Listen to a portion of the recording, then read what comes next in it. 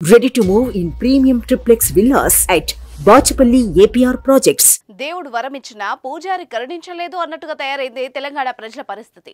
ప్రభుత్వం ప్రజల కోసం ఎంతో ప్రతిష్టాత్మకంగా అమలు చేస్తున్న హామీలు నోటి దగ్గరకు వచ్చి అందకుండా పోతున్నాయి.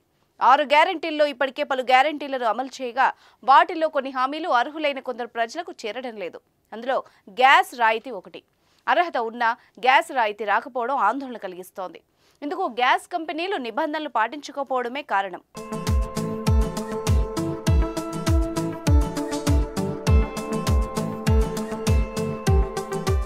రెండు 2023 చివరిలో జరిగిన తెలంగాణ అసెంబ్లీ ఎన్నికల్లో కాంగ్రెస్ పార్టీ 6 గ్యారెంటీలను ప్రకటించింది.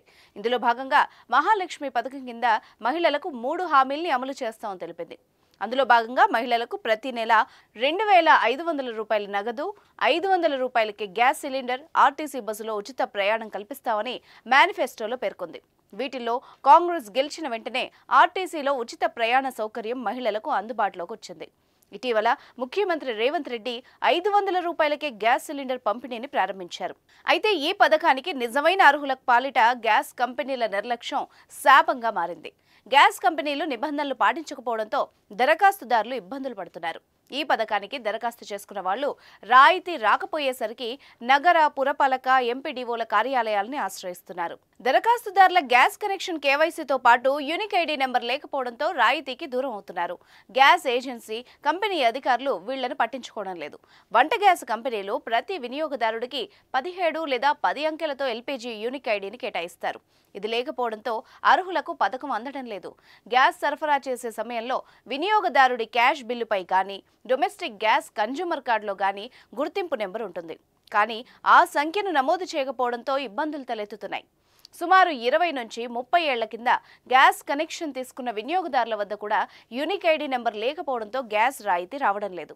మరోవైపు ఈ కేవైసీ లేని కారణంగా 500కే గ్యాస్ పథకం నోటికాడికొచ్చి అందకుండా పోతోంది. ఈ కేవైసీ లేని ఎల్పీజీ వినియోగదారుల మహాలక్ష్మి దరఖాస్తును తిరస్కరిస్తున్నారు. గ్యాస్ ఏజెన్సీలు, డెలివరీ బాయ్ల సహాయంతో ఇంటి వద్దే ఈ కేవైసీ సేకరిస్తామని చెప్పారు. కానీ ఇప్పటి వరకు ప్రారంభమైతే కాలేదు. దీంతో వినియోగదారులు ఏజెన్సీలకు పరిగెత్తుతున్నారు.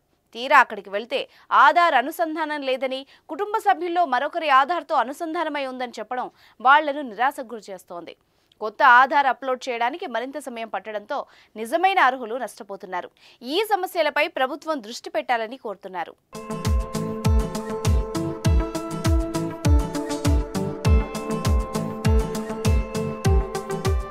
సుమన్ టీవీలో మీ పర్సనల్ అండ్ బిజినెస్ ప్రమోషన్స్ కోసం కింది నెంబర్కి కాంటాక్ట్ చేయండి.